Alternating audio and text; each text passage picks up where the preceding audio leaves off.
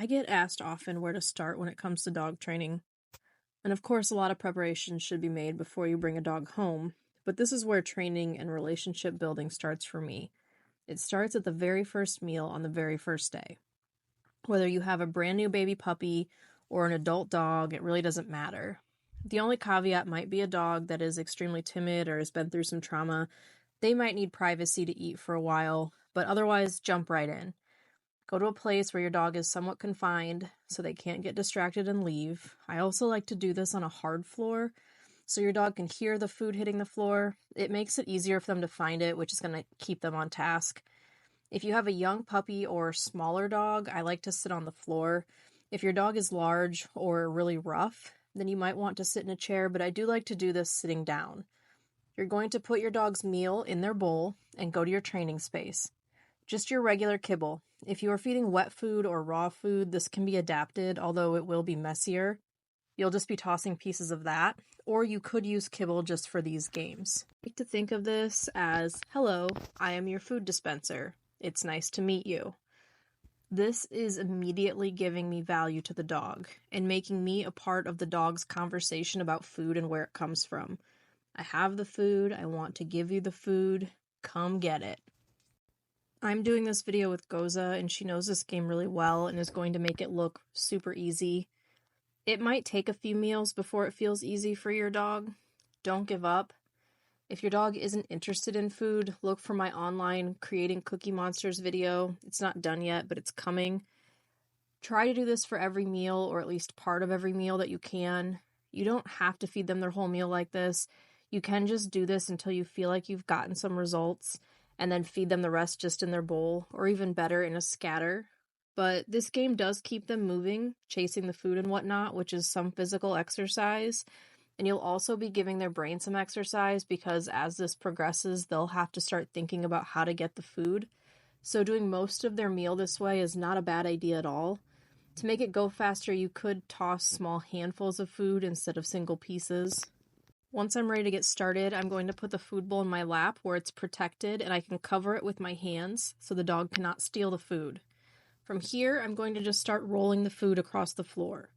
When they get it and come back towards me, I'm going to just repeat. If you have a little puppy, you might want to start by dropping the food right at your puppy's feet and then letting them eat it, and when they look back up, repeat. Same with a dog that seems like they just don't quite get it.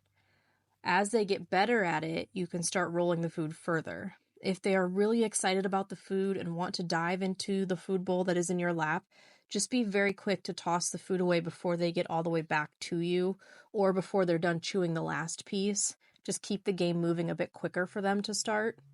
Rolling the food resets your dog so they can leave and come back to you. It also keeps the game moving and fun.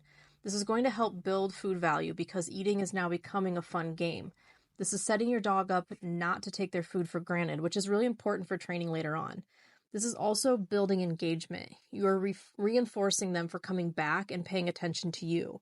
Coming back to you now has value, which is the start of a great recall as well.